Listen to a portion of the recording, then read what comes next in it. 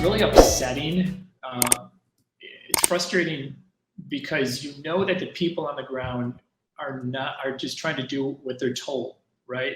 As far as new construction, they're trying to get the house perfect for you, turn it over, but what's coming down from the very top. But now what's happening? So they're looking at the surveys builders are right now in New Braunfels, and for example, Pulte in New Braunfels, specifically Vermindi, is now requiring the warranty team to go into the house before it's closed. So warranty goes in there and says, look, we ain't going to do this.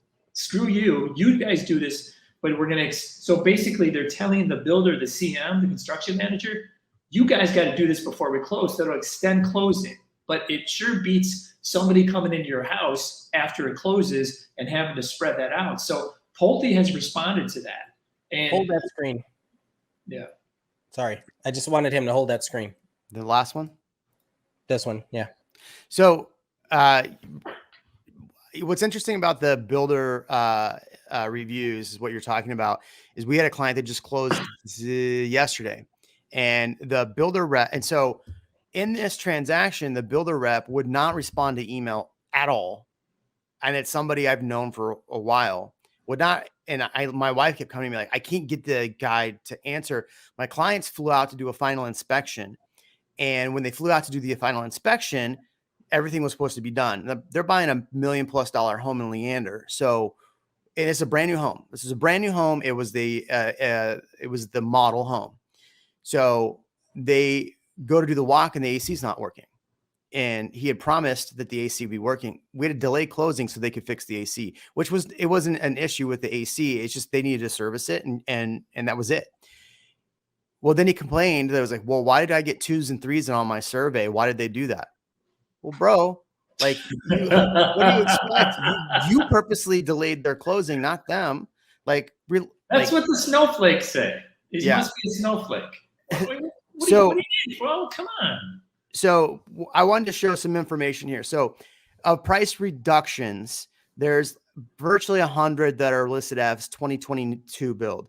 I would imagine some of these 2021s are brand new that nobody lived in or reselling or just haven't sold. So let's say it's 100 and for good measures, let's say it's 110. So 110 of these price reductions are probably new construction at a 696. It's 15%.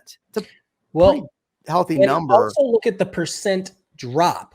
We're seeing like 1.3%, 0.31. They're just tickling the numbers so that it stays high on the lists. So if you're looking on wherever you're searching, then it refreshes it.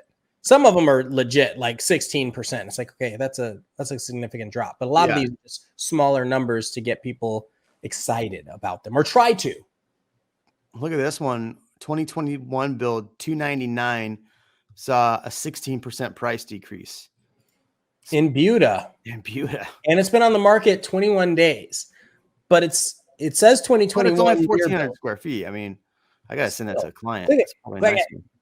So this is an important time to actually list homes for the other guys. Like Burnett? Yeah. At or below market value. You mean last year, spin the wheel. Who cares where you listed it at? What's going to sell? But you have to really, pay attention. I hold my own when it comes to sellers.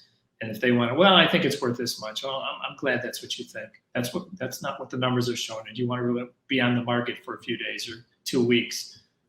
And it's happening to people.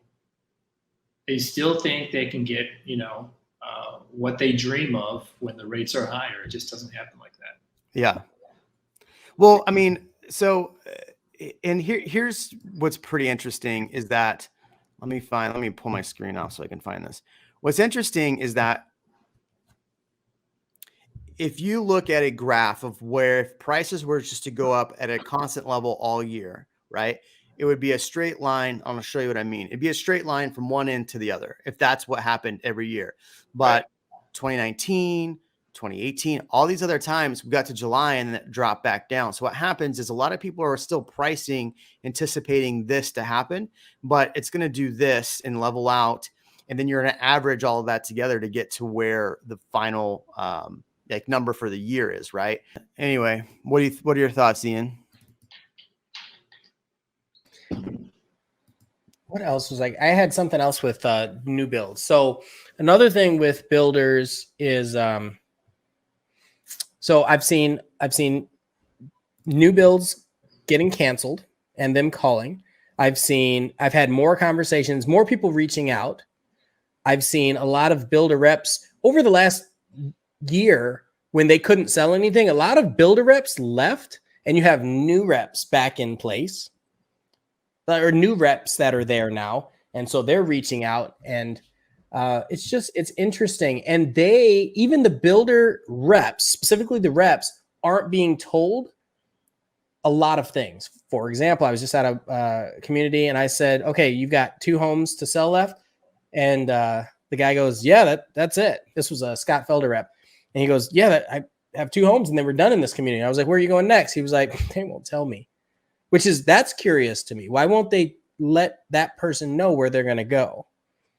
Does it mean that they themselves don't know where they're going to build next? No, I just think that I don't necessarily think that's it. You know, I don't, for example, you know, there's a huge community that's scheduled to break ground later this year or beginning of 2023 in New Braunfels, North New Braunfels, called Mayfair. It's going to be like a Veramindy master plan community. So I asked the builder yesterday, I said, Candace, are you going to be there? She goes, they're not saying anything yet. So nobody knows. The developer has not chosen builders yet. So it could be just one of those things too. Yeah, I've seen that too. But some builders, so Scott Felder being one of them, I've done some deals with them.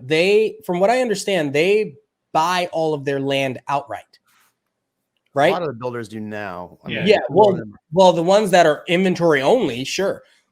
But Scott Felder being a semi-custom home builder, they're like, we're just going to buy all these lots and then start our building. So they're operating almost at a debt-free capacity. So they kind of like HEB, you know, they know where they're going to go. Why won't they commit to it or announce it? Why the hesitation to announce? Interesting. I think there's just a lot of hesitation in the market right now. There's a lot of I think it's uncertainty. It's uncertainty. You know? But then like I mentioned, the HEB, you have HEB who's they're like, listen, we're building this. We're thinking 30 years out.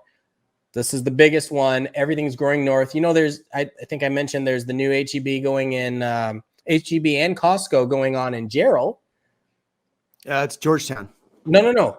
There's the one in Georgetown. Costco's going to Georgetown. I have all the info. It's north, but it's far north, right? Right. Yeah. Correct. So, it's interesting how that growth is. I mean, they know it's still happening. See, but do you have a PF Chang's coming? I wish. We have a PF Chang's coming to New Braunfels, guys. It's over. We're Austin. We're officially Austin. PF Chang's does not make New Braunfels Austin. It doesn't. You don't have hipster hats and crazy mustaches. We need a couple tech companies, and then it's all over here. Thanks for watching this short of the Real Amigos podcast. For more live streams, hit here. For more clips, hit here. We'll catch you on the next one.